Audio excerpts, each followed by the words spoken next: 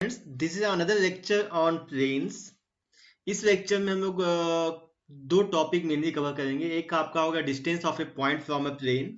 दूसरा आप बोल सकते हो कि angle between planes and a plane and some questions, some important questions of planes. Okay, तो जो फर्स्ट टॉपिक पे आते हैं that is distance of a point from a plane. तो इसे समझने के लिए हम लोग ये काम करते हैं कि हम लोग कोरिलेट करते हैं। वो क्लास 11 में हमने क्या पढ़ा था।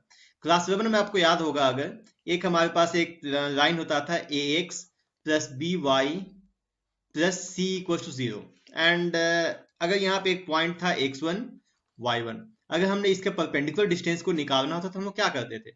डिस्टेंस निकालने का सिंपल सा एक फंडा था, दैट इज x के जगह पुट कर दो आप x1 प्लस बी वाई के जगह पे y1 plus C whole divided by root under A square plus B square. Okay, उसी टाइप से आपका distance of a point from a plane निकालने का भी सेम वही फंडा है। ठीक है, फॉर्मूलाज भी लगभग सेम है, बस यहाँ पे एक हमारा वेक्टर फॉर्म में आता है, एक आपका कार्टेशियन फॉर्म में आता है। जो इसे समझाने के पहले मैं कार्टेशियन फॉर्म में आता हूँ फिर वेक्टर फॉर्म में आता हूँ। यहाँ दिया हुआ consider a point P with position vector A. जैसे कि यहाँ पे एक प्लेन है आपका, दो प्लेन है मैंने यहाँ पे दिखा है। This is plane 1। ठीक है, on plane 1 whose equation are r dot n equals to d and हमने इसका परपेंडिकुलर डिस्टेंस निकालना है। ठीक है, इस ये फिगर में भी आपको थोड़ा सा कॉम्प्लिकेटेड लगे तो हम एक ऐसा बात करते हैं। ये एक प्लेन है, ठीक है, यहाँ पे एक पॉइंट है that is A x1 y1 z1। ठीक है, और ये जो प्लेन है इसका इक्वेशन है a x plus b y plus c z plus d equal to 0। Okay, जब हमने इक्वेशन ऑफ प्लेन निकालना या डिस्टेंस निकालना होगा, परपेंडिकुलर डिस्टेंस, ठीक है,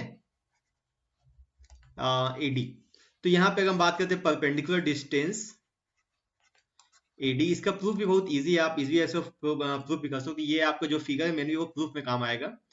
तो परपेंडिकुलर डिस्टेंस निकालना, जैसे आपने क्लास 11 में देखा था एक्स और वाई की जगह पे हम x one y one put करते थे, यहाँ भी वही करना है। यहाँ आप क्या कर देना है, simply a x one plus b y one plus c z one plus d whole divided by, वहां भी क्या था a square plus B square. यहाँ पे एबीसी क्या है, एबीसी है आपका direction ratios of normal vector. Means यहाँ पे हो जाएगा ये simply a square plus B square plus c square. ये आपका किसमें था, ये आपका कार्टेशियन फॉर्म में है। ठीक है, अगर मैं इसे वेक्टर फॉर्म में आ जाऊं तो वेक्टर फॉर्म में क्या होगा, वेक्टर फॉर्म में सिंपली क्या करना है, जैसे कि आपका इक्वेशन है r dot n cap equals to d, तो हम एक काम करते हैं, simply r dot n cap minus d equals to 0। तो यहाँ पे जो x1 y1 z1 हमने कहाँ पुट किया, वो हमने पुट किया in place of x y z, क्योंकि आपका x आपका ये कोऑर्डिनेट आर्बिट्ररी वेरिएबल था, और यहाँ पे आर्बिट्ररी वेक्टर कौन सा है, आर डॉट। आर डॉट में हम लोग क्या, यहाँ पे ये जो पॉइंट ए है, let its position vector b vector ए।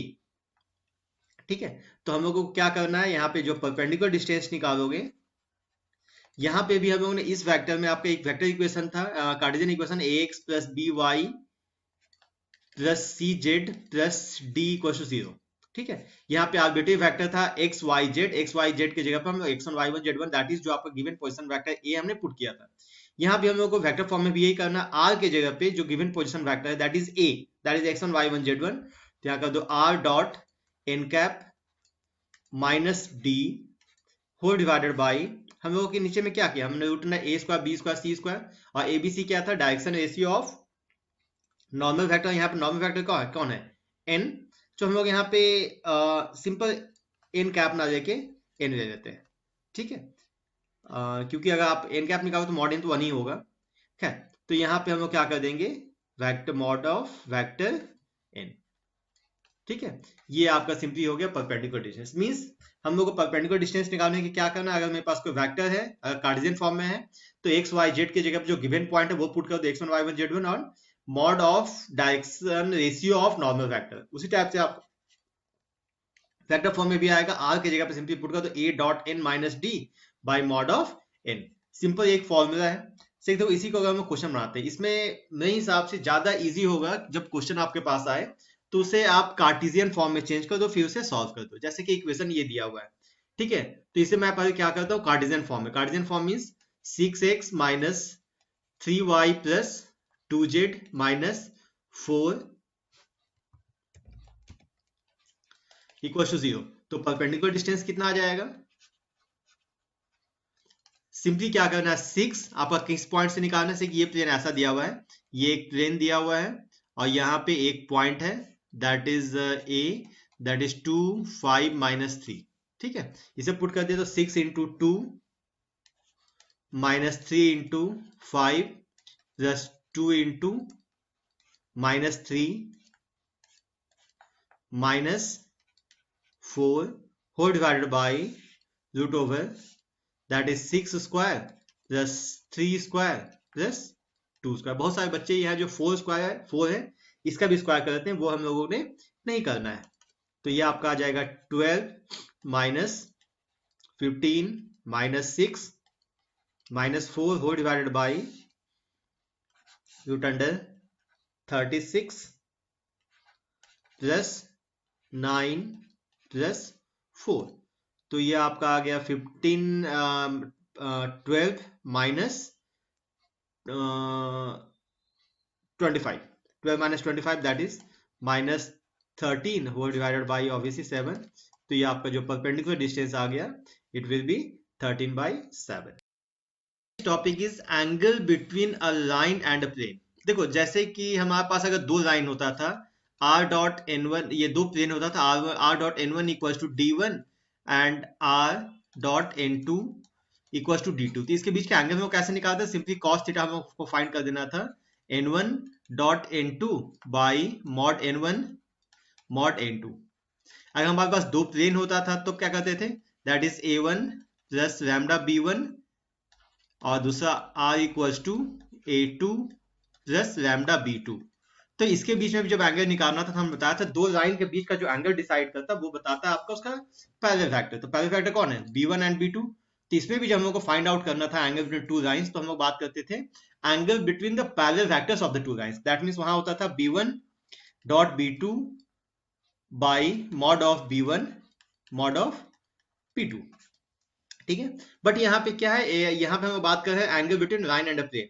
हम मान लेते हैं let equation of plane, let equation of plane हम बात करते हैं r dot vector n equals to d and equation of line हम बात करते हैं r equals to vector a plus lambda b। अब यहाँ पे देखो फिर से हम बात करें एंगल किसके से बीच में डिफाइन होता है आपका, अगर प्लेन का एंगल बात करेंगे तो वो नॉर्मल वेक्टर डिफाइन करता है, अगर लाइन के बीच का बात करेंगे तो वो आपका पैरेलल वेक्टर। मींस यहाँ पे इसका नॉर्मल वेक्टर हो गया एन कैप, ये हो गया आपका लाइन बी। हम बात करते हैं theta is the angle between line and plane, that means line and normal of the line. अगर हम बात करते हैं देखो let angle between the line and the plane is complement of the angle between line and the normal. अगर theta आपका हम बात करते हैं तो वो थीटा किसके बीच में बात होगा, थीटा आपको बताएगा नॉर्मल एंड लाइन के बीच में, ये बता रहा है आपका थीटा। ठीक है, जैसे कि जो एंगल डिफाइन करता है लाइन का एंगल डिफाइन करता है पैरेलल वेक्टर एंड नॉर्मल का प्लेन का डिफाइन करता है आपका नॉर्मल वेक्टर। थीटा होगा तो थीटा किसके बीच में एंगल बनाएगा, ऑब्वियसली कि नॉर्मल एंड लाइन के बीच में। बट हम बात कर रहे हैं angle between line and plane, तो ये लाइन है और ये आपका प्लेन है, तो इसके बीच का एंगल क्या हो जाएगा, ऑब्वियसली नॉर्मल आपका 90 डिग्री बनाता है, तो ये आपका हो गया एंगल थीटा, तो ये आपका हो गया complement of this angle theta. तो आपका जो 90 माइनस थीटा है तो थीटा इस एंगल बिटवीन कितना हो जाएगा, normal and line. So 90 minus theta क्या होगा, एक्चुअली 90 माइनस थीटा जो होगा वो होगा आपका एंगल बिटवीन 90 माइनस थीटा, ये बताएगा इट इज एंगल बिटवीन किसके किसके बीच में, लाइन एंड प्लेन। इसमें आप कंफ्यूजन मत करना, ये जो थीटा बता रहा है ये थीटा अगर बनाएगा तो ये बनाएगा नॉर्मल एंड लाइन के बीच में। ठीक है, तो उसी टाइप से लाइन एंड प्लेन के बीच में एंगल क्या होगा आपका 90 माइनस थीटा। तो यहां भी हम लोग को फाइंड आउट करना होगा, क्या करेंगे, cos 90 माइनस थीटा किसके किसके बीच का एंगल है, b एंड n। तो हम बात करेंगे n dot b whole divided by mod n mod b। और cos 90 माइनस थीटा क्या होता है, एक्चुअली ये आपका आ जाएगा therefore sin theta equals to n dot b by mod n mod b. ठीक है, तो इसमें कंफ्यूज मत करना। अगर दो लाइन के बीच का एंगल निकालेंगे तब भी cos थीटा लेते हैं, दो प्लेन्स के बीच का एंगल निकालेंगे तब भी हम cos थीटा लेंगे, बट वही जब हम लाइन एंड प्लेन्स के बीच का एंगल निकालेंगे तो हमारा क्या आ जाता है, साइन थीटा। क्यों? क्योंकि थीटा जो एंगल बनाएगा वो बनाएगा नॉर्मल एंड पैरेलल वेक्टर के बीच में, बट एक्चुअली हमने बात करना है लाइन एंड प्लेन के बीच में, तो लाइन एंड प्लेन के बीच का एंगल कितना बनाता है, वो बताएगा आपका 90 माइनस थीटा। तो मैं फिर से बोल रहा हूँ, जब एंगल निकालना होगा लाइन एंड प्लेन के बीच में तो वहां पर हम लोग साइन थीटा लेंगे, जब दो प्लेन और दो लाइन के बीच में निकालना होगा तो cos theta. Okay, and line and plane के बीच में बात करेंगे तो आपका हो जाएगा साइन थीटा। अब हम बात करते हैं different conditions. If line and planes are perpendicular. ठीक है, अब देखो यहाँ पे ये एक प्लेन है, ठीक है, आपका जो ये एक लाइन आ गया। ओके, तो इसका ये आपका लाइन क्या है, इसका पैरेलल वेक्टर बी, और इसका यहाँ पे जो नॉर्मल है आपका एन। तो जब लाइन एंड प्लेन परपेंडिकुलर होगा तो आपका जो नॉर्मल वेक्टर और ये जो पैरेलल वेक्टर है वो क्या हो जाएगा, ऑब्वियसली आपको दोनों पैरेलल हो जाएगा। तो इस केस में सो आप क्या बोल सकते हो कि बी, आपको जो वेक्टर बी है it will be parallel to vector n. तो इस केस में आपका क्या आ जाएगा, vector b equals to lambda n. ठीक है, जस्ट अपोजिट। ओके, अगर हम बात करते हैं इफ, इसको फिगर से आप समझ सकते हो, if lines and plane are parallel. अगर पैरेलल होगा तब क्या आएगा, हम एक फिर से फिगर ड्रॉ करते हैं। ये एक प्लेन है, प्लेन का ये आपका एक नॉर्मल वेक्टर है। ठीक है, अब यहाँ पे एक लाइन है जो कि इस प्लेन से पैरेलल है, तो प्लेन का आपका पैरेलल वेक्टर होगा बी। तो अगर जो प्लेन है इस लाइन के पैरेलल हुआ तो उस केस में क्या आएगा, आपका एन और बी के बीच का एंगल क्या आएगा, 90 डिग्री। तो इस केस में आपका क्या होगा, so b is perpendicular to n. That means इस केस में आपका आ जाएगा b dot n equals to 0। Usually अगर दो लाइन परपेंडिकुलर होता है तो b1 डॉट b2 0 होता है, दो प्लेन परपेंडिकुलर तो n1 डॉट n2। बट वहीं आप अगर लाइन एंड प्लेन परपेंडिकुलर होगा तो आपका b एंड n पैरेलल हो जाएगा, और लाइन एंड प्लेन अगर पैरेलल होगा तो आपका b एंड n दोनों क्या हो जाएगा, आपका परपेंडिकुलर हो जाएगा। सॉल्व करते हैं, क्वेश्चन है find the angle between the line and plane. तो यहाँ जो लाइन है तो लाइन का आपका पैरेलल, ये पैरेलल वेक्टर क्या होगा, b ऑब्वियसली कौन होता है, जो आपका डिनोमिनेटर में होता है, that means 2i plus 3j plus 6k। And आपका प्लेन का नॉर्मल वेक्टर क्या आएगा, नॉर्मल वेक्टर यहां दिया हुआ 10i plus 2j minus 11k। Okay, तो हम बात करेंगे एंगल बिटवीन, तो हम बात करते हैं साइन थीटा। तो साइन थीटा क्या होगा, simple n dot b by mod n and mod b. ठीक है, हम लोग एक्यूट एंगल ले लेते हैं यहाँ पे, तो इस दोनों का डॉट प्रोडक्ट निकाल दो, 2i plus 3j plus 6k dot 10i plus 2j minus 11k whole divided by, it is root under 4 plus 9 plus 16, यहाँ पे 100 प्लस 4 प्लस 121। तो इसे आप सॉल्व कीजिए, तो it is 20 plus 6 minus 66 by आपका हो जाएगा ये 25 plus 4, okay, just 4 plus 9 plus 16, तो इट इज रूट अंडर 29। और यहाँ पे आ जाएगा आपका ओके, ये 6 है ना, तो ये 36 आएगा, सॉरी। तो ये आ जाएगा आपका 49, और ये आपका आ जाएगा आई थिंक 225। तो इसको सॉल्व कीजिए, तो ये आपका आएगा 20 माइनस 66, तो ये हो जाना है minus 40 by 7 into 15। That means इसे कैंसिल कर सकते हो आप, 3 यहाँ 8, तो ये आ जाएगा माइनस 8 बाई 21। तो दैट मीन्स 8 बाई 21, तो थीटा आपका आ जाना है, it is sine inverse 8 by 21। Let us solve some important questions of NCERT. हम लोगों ने अभी तक प्लेन्स का जितना कॉन्सेप्चुअल पार्ट था वो हम लोगों ने कंप्लीट कर लिया है। अब हम लोग कुछ एनसीईआरटी को इंपॉर्टेंट क्वेश्चन सॉल्व करते हैं। देखो आपका मिसलेनियस का क्वेश्चन नंबर 21 है। वह proof that if a plane has intercept ABC is at a distance p units from the origin, then we have to prove this one। ठीक है, यहाँ पे एक बहुत ही सिंपल सा वर्ड कर दिया कि इंटरसेप्ट, तो हम लोग जानते हैं equation of line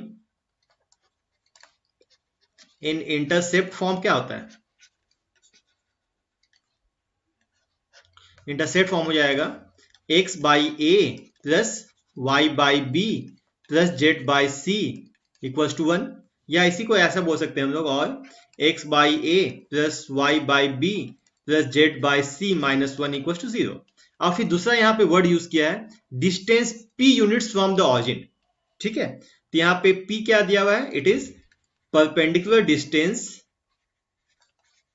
from origin, that means 0 0 0। तो हम लोग एक काम करना होगा कि इस इक्वेशन का परपेंडिकुलर डिस्टेंस निकालना होगा फ्रॉम ऑरिजिन। तो परपेंडिकुलर डिस्टेंस फ्रॉम 0 0 0 कितना होगा? यही आपका p दिया हुआ है। ठीक है, यही क्या दिया हुआ आपका, तो इसको मैं ऐसा बोलता हूं परपेंडिकुलर डिस्टेंस फ्रॉम ऑरिजिन। इसको हम लोगों ने क्या लिखा है? p इक्वल्स टू, यहाँ कितना हो जाएगा? ये इक्वेशन में x y z है, उसके जगह 0 पुट कर देना, तो 0 by a plus 0 by b plus 0 by c minus 1 whole divided by root under, हम लोग जानते हैं 1 by a square plus 1 by b square plus 1 by c square. हम लोग का परपेंडिकुलर डिस्टेंस था ना ये formula, ax plus b y plus c z plus d equal to 0।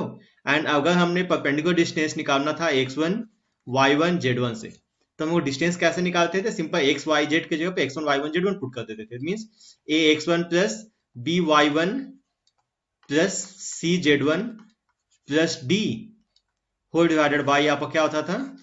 Coefficient का स्क्वायर, तो a square plus b square plus c square, means normal vector का mod. तो यहाँ भी वही है आपका x का coefficient 1 by a 1 by b 1 by c, तो इसका मॉड, तो ये आपका p इक्वल टू कितना आ गया?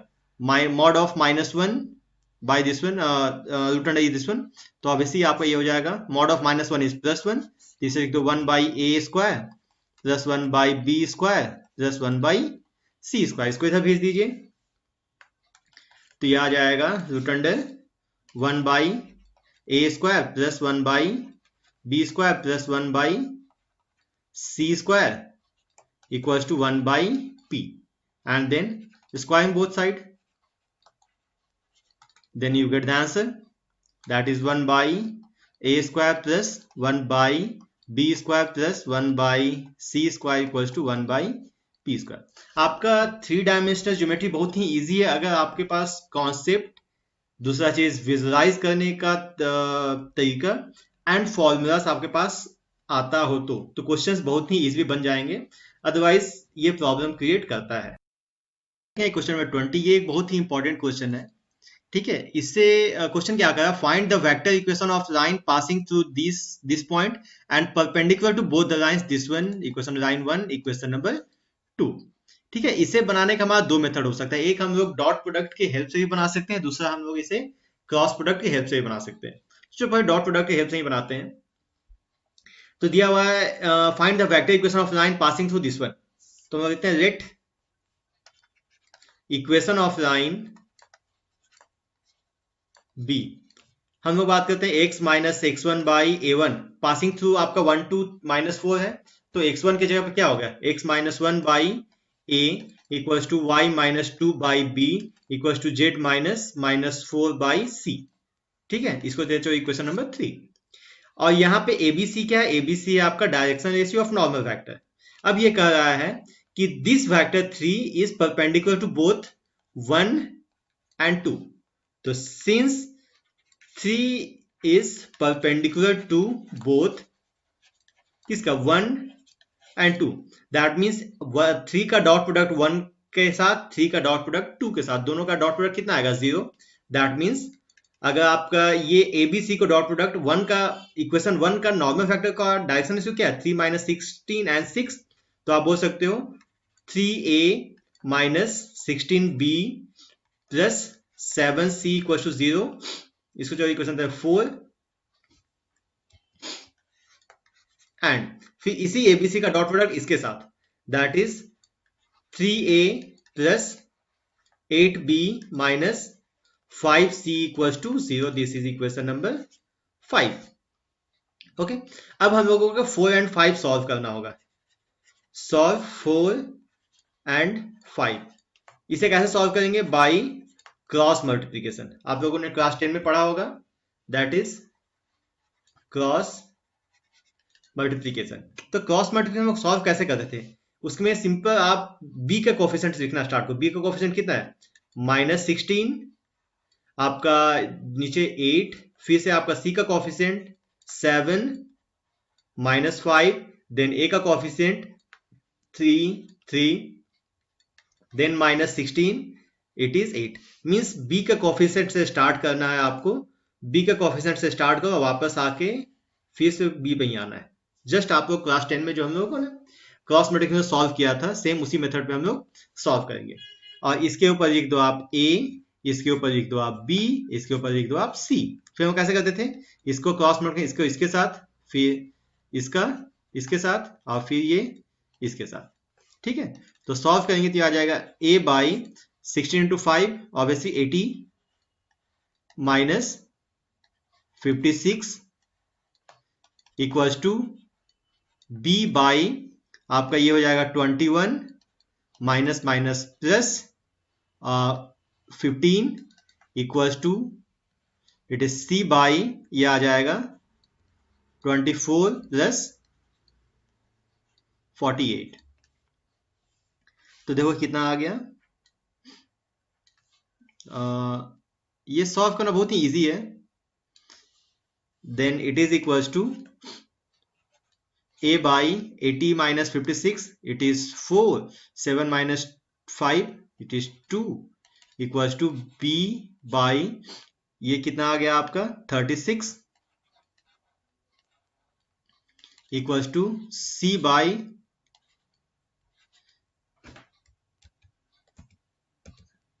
it is 2, it is 7. हम लोग चाहें तो यहाँ पे 12 से कैंसिल आउट कर सकते हैं इसे. ठीक है, क्योंकि रेशियो में तो आराम से कैंसिल आउट हो जाएगा. तो आप 12 करो तो यहाँ पे 2 equals to b by 3 equals to c by 12 6 जा and rate it is equals to k से. ठीक है, तो यहां से abc कितना आ गया? तो देयरफॉर आप बोल सकते हो a इक्वल्स टू आपका आ गया 2k, then b equals to 3k, c equals to 6k. And now put the value of ABC in equation number 3. Put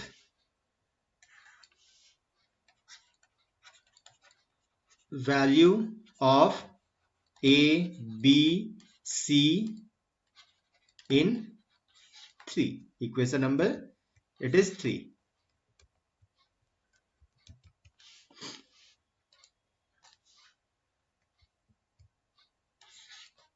तो ये आपका आ जाएगा that is x minus 1 by 2k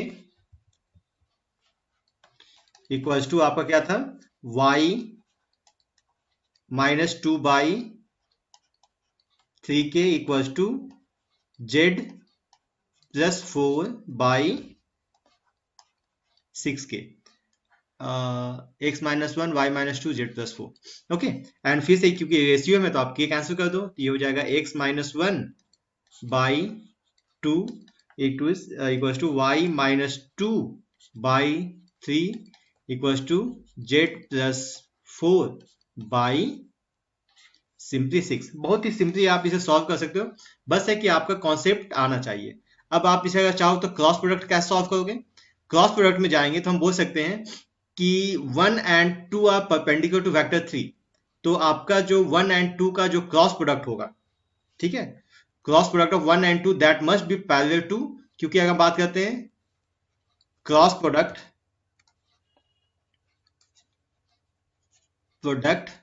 of 1 and 2, ये कौन सा वेक्टर देगा? वो जो वेक्टर आएगा, क्योंकि हम जानते हैं ना a क्रॉस b क्या बताता है, ए क्रॉस बी एक वेक्टर बताता है that is perpendicular to both A and B. तो जो आपका फर्स्ट एंड सेकंड का क्रॉस प्रोडक्ट आएगा वो इस वेक्टर के पैरेलल होगा। ठीक है, तो एक्चुअली हम लोग क्या करेंगे, ए बी सी से उसको इक्वेट कर देंगे और फिर उसके आप क्रॉस प्रोडक्ट के हेल्प से भी उसे सॉल्व कर सकते हो। नेक्स्ट क्वेश्चन, ये जो क्वेश्चन 19 ये भी जस्ट सेम है, बोला find the vector equation of line passing through 1 2 3। तो इसमें भी कहते हैं लेट इक्वेशन ऑफ लाइन कितना हो जाएगा, is x minus 1 by a, y minus 2 by b and z minus 3 by c. ठीक है, and parallel to the plane. हम लोग जानते हैं कि अगर लाइन प्लेन के पैरेलल होगा तो ऑब्वियसली है कि आपका ए बी सी जो है इसके परपेंडिकुलर हो जाएगा। हमने बताया था ना कि अगर line and plane are parallel तो इस केस में क्या होगा, इस केस में आपका n is perpendicular to b होता है। हमने फिगर बनाया था कि ये प्लेन है और ये लाइन अगर पैरेलल है तो ये आपका वेक्टर b है, ये आपका n है। तो इसका n वेक्टर कितना दिया हुआ, तो आपका इक्वेशन ऑफ प्लेन कितना है, इक्वेशन ऑफ प्लेन क्या क्या दिया हुआ है। अगर हमसे वेक्टर कार्टेशियन फॉर्म में चेंज करें तो x minus Y plus 2z minus 5 equal to 0, this is equation number 2, and आपका 3x प्लस y प्लस, ठीक है। तो ये जो है इस दोनों पे पैरेलल है, मींस ऑब्वियसली किसका जो ABC है इस दोनों पे परपेंडिकुलर होगा। सो आप बोल सकते हो कि parallel vector are perpendicular to क्या, नॉर्मल वेक्टर्स ऑफ 1 एंड 2। इसे मैं सॉल्व नहीं करूंगा, इसे आप ही सॉल्व करोगे। तो इससे आपका एबीसी का डॉट प्रोडक्ट निकाल दो, इससे इसके साथ इस वेक्टर के साथ। सो आप डॉट प्रोडक्ट निकाल, कितना हो जाएगा ये a minus B plus 2c equals to 0, this is equation number 4।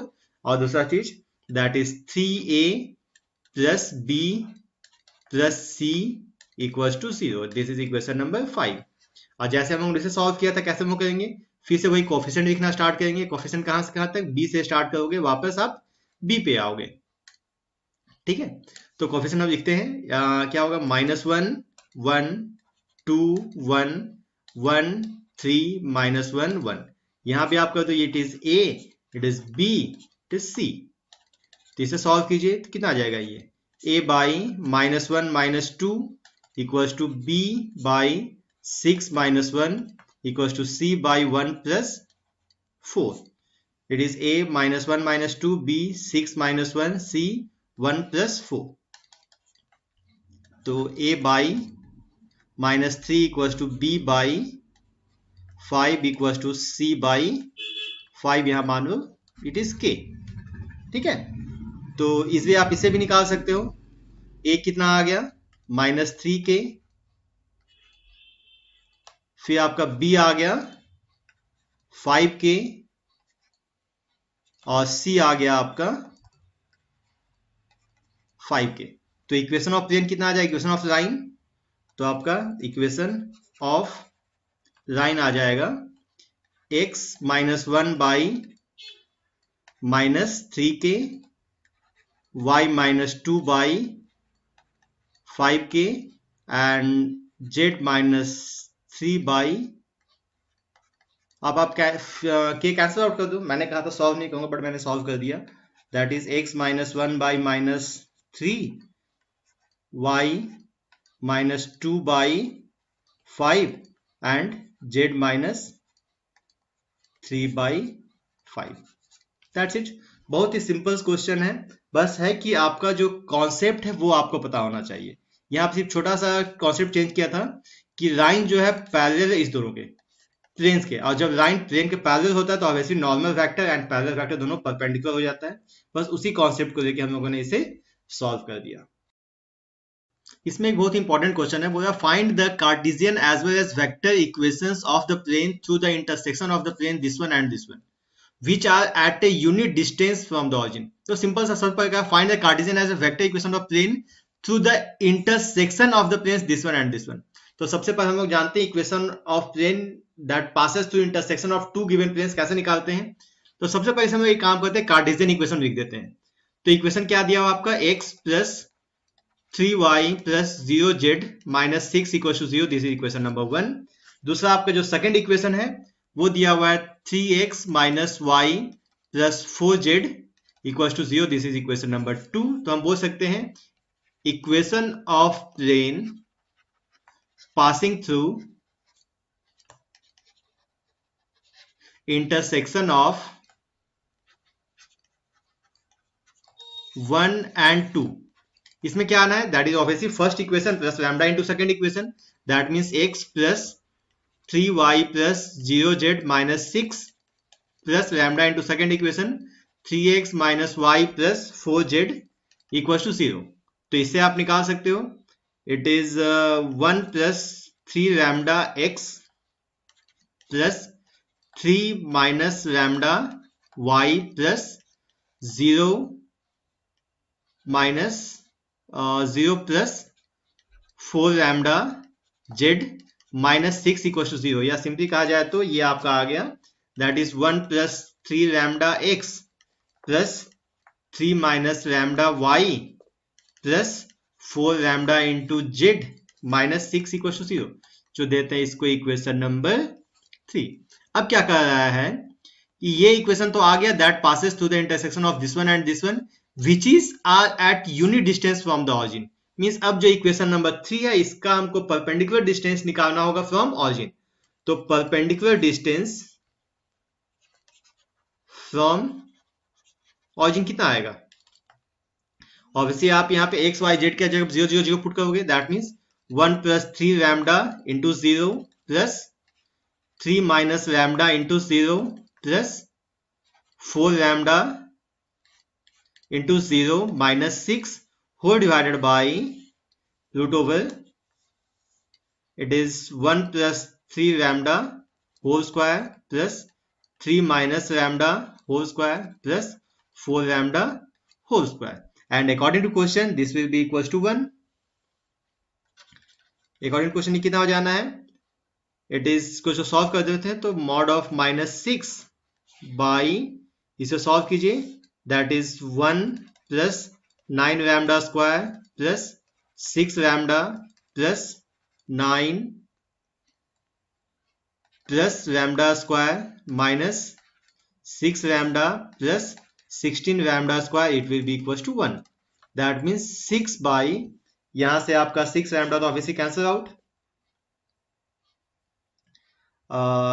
ये आपका 6 lambda कैंसिल आउट, तो कितना आ जाएगा, रूट ओवर ये आपका आ गया 16 plus 9 plus 1 10 plus 16 26 lambda square plus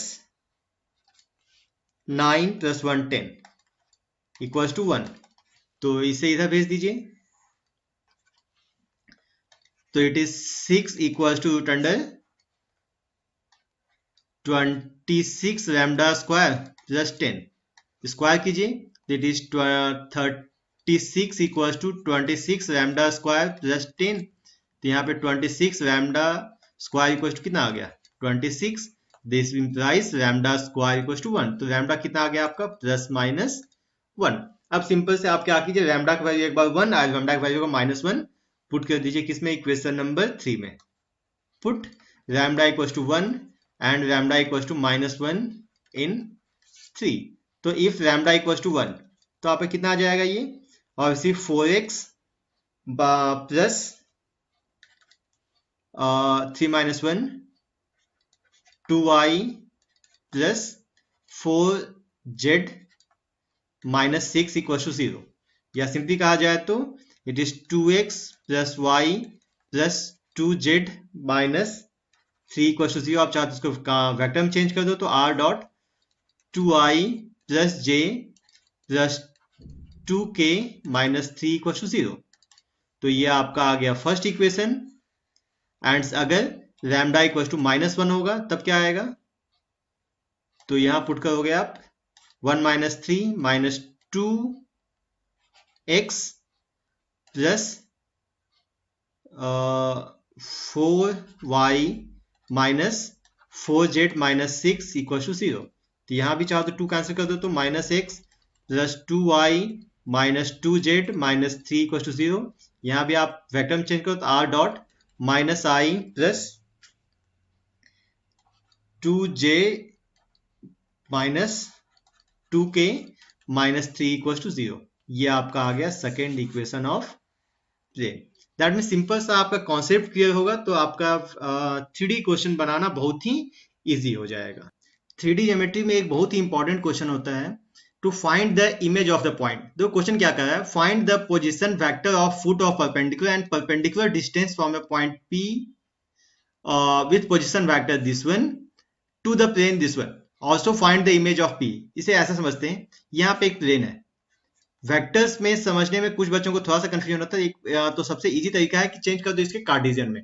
तो यहाँ पे पॉइंट P का कोऑर्डिनेट कितना दिया हुआ है, it is 2 3 4 coordinate, and equation of plane कितना है, इक्वेशन ऑफ प्लेन दिया हुआ है 2x plus Y plus 3z minus 26 equal to 0।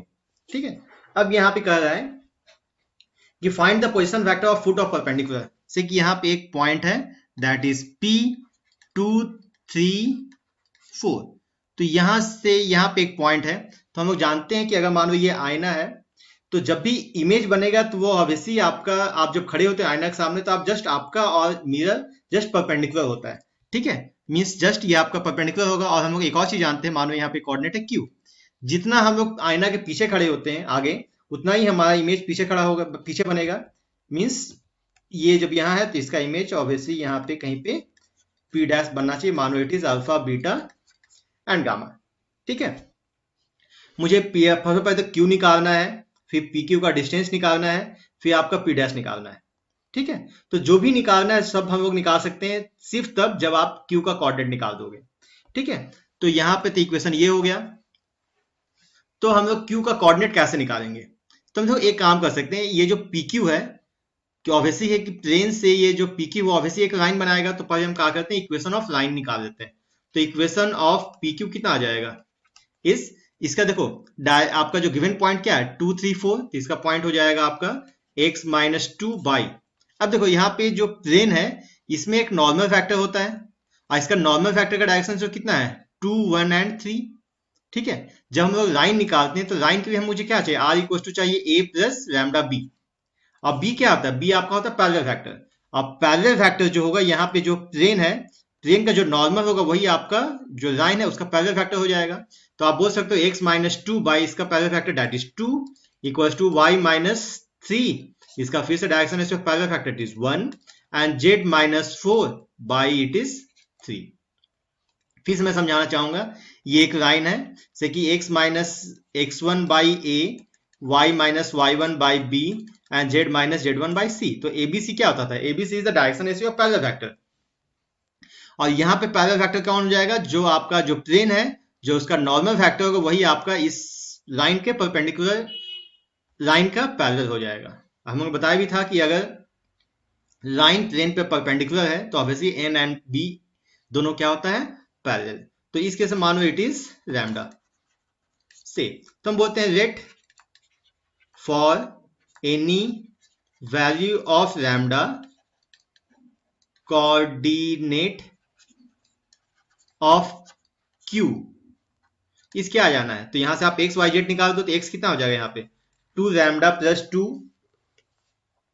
दूसरा आ जाएगा आपका लैम्डा प्लस 3 एंड दूसरा 3 लैम्डा प्लस 4। ये किसका कोऑर्डिनेट आ गया, Q का।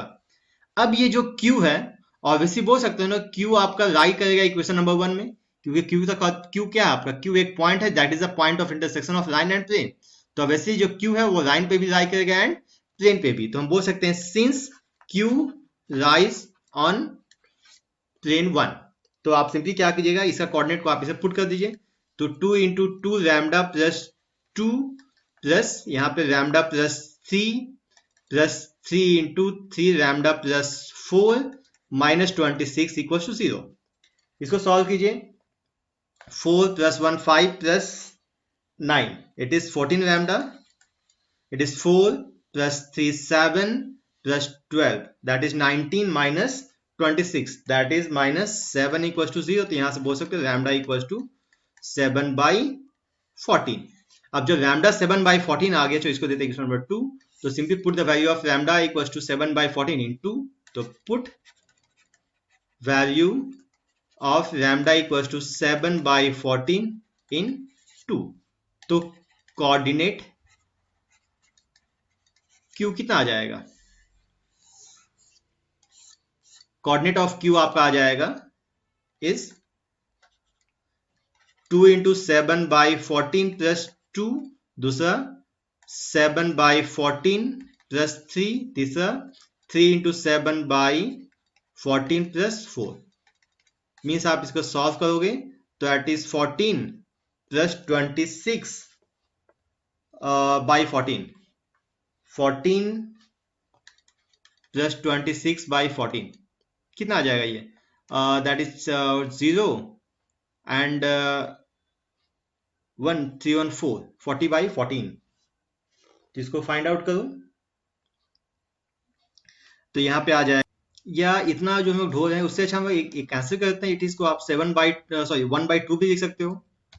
इट इज 1/2 मीन्स 2 2, तो ये आपका 2 कैंसिल आउट, तो ये आपका आ गया 3, फिर यहाँ पे आ गया 1/2 plus 3, that means 7/2 and 3/2 plus 4, that means 3 plus 8, that is 11/2। तो ये आपका आ गया coordinate of Q, that is 3, 7/2 and 11/2। अब फिर क्या कहा था, हमको डिस्टेंस निकालना था, तो डिस्टेंस आपका PQ कितना आ जाएगा, सिंपली आप जब PQ निकालोगे तो ये आ जाना आपका 3 - 2 whole square plus 7/2 - 3 whole square plus 11/2 - 4 whole square. हम लोग जानते हैं x2 - x1 whole square plus y2 - y1 whole square plus z2 - z1 whole square, तो 1 + 1/4 प्लस 9/4, तो ये आपका ऑब्वियसली कितना आ जाएगा, इट इज 9 10 + 4 14/4, दैट मीन्स 7/2। ठीक है, अब यहाँ पे बात करते हैं इमेज। इमेज कैसा आएगा, हम बोल सकते हैं ये जो हम लोग जानते हैं कि ये डिस्टेंस सेम आएगा, तो ऑब्वियसली बोल सकते हो Q is the mid point of P and P dash. Okay, तो इसको आप फाइंड आउट कर सकते हैं, since Q is mid point of P and P dash, so आप यहां पर निकाल दो अल्फा प्लस 2/2, कितना हमने निकाला था कोऑर्डिनेट, ये आपका आ गया था 3 Q का कोऑर्डिनेट, फिर से बीटा प्लस 3/2 आपका आ जाएगा, it is 7/2 and gamma plus 4/2, ये आपका आ जाएगा 11/2। तो देयरफॉर आपका अल्फा कितना आ गया, alpha is 4, beta equals to आपका आ गया 4 एंड गामा इक्वल्स टू 7। तो देयरफॉर इमेज ऑफ P इस कितना आ जाएगा, P डैश, दैट इज 4 4 7। तो ये जो इमेज का क्वेश्चन होता है, ये इमेज का क्वेश्चन आपके एग्जामिनेशन पॉइंट ऑफ व्यू से बहुत ही इंपॉर्टेंट है। ये इमेज जो है विथ रेस्पेक्ट टू लाइन भी आता है, विथ रेस्पेक्ट टू प्लेन भी आता है। तो अपने नेक्स्ट लेक्चर में हम लोग विथ रेस्पेक्ट टू लाइन भी बनाएंगे एंड कुछ और इंपॉर्टेंट क्वेश्चन हम लोग सॉल्व करेंगे of planes. Okay, my dear students, that's it for today's lecture, and please try to solve more and more lectures. And if you face any problem, please tell us and subscribe our channel for more updates. Thanks for watching.